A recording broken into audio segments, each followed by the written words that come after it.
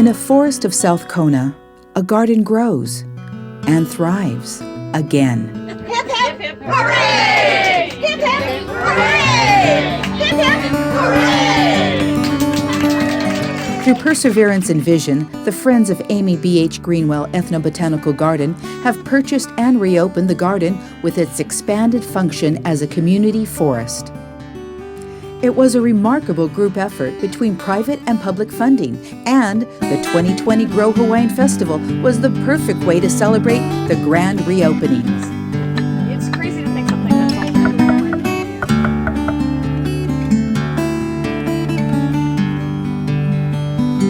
all We all feel kind of like renewed because the whole garden has come back, and yeah, it's been so long, and just feels good. Yeah. Well, there's so much you can learn.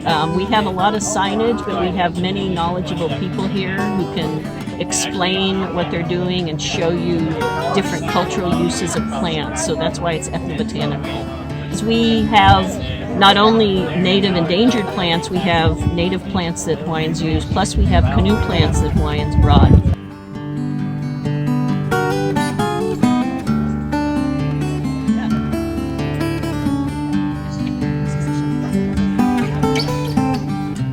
These are things used for scenting kapa. Apapuhi.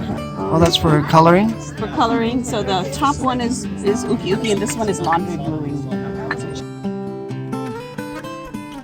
Located in Captain Cook, just 12 miles south of Kailua Kona, the garden forest is tucked away in an area that is so rich in history and culture.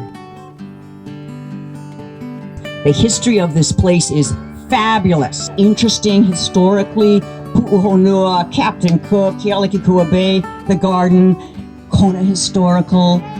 There is so much in South Kona, and it's going to totally be successful with this garden.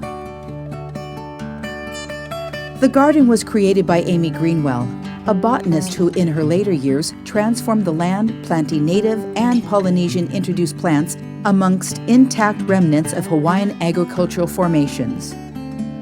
When Amy died in 1974, she left her property to the Bishop Museum as an educational and cultural resource for locals and visitors alike. It was closed down in 2016 until the Friends of the Garden purchased it from Bishop Museum, who in turn partnered with the Friends and have committed to the garden's long-term success. There's a lot of cultural continuity activities that occur here. So this is a real community garden. So many of the vendors and cultural practitioners come to the garden and collect lauhala leaves and, do workshops and growing breadfruit. So these are all curly koas, and so most koa is going to be more like, which is not koa, but similar like this. It wouldn't have a really fancy grain. Not a lot of diversity, and then when you get into the heirlooms, you get things like just cool, amazing colors and the stripes. Just look like giant candy canes. Yeah. Today, the 12-acre property features over 250 native and Polynesian introduced tree and plant species and varieties.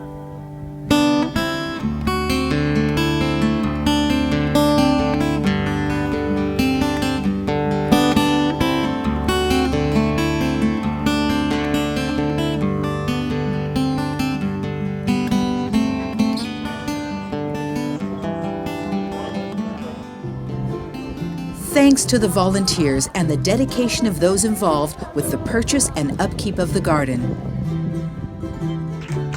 The garden belongs to all of us. All of us are equally important. All of us have a stake to play. It's safe to say that Amy's mission to perpetuate the plants and associated culture of Old Hawaii has been fulfilled.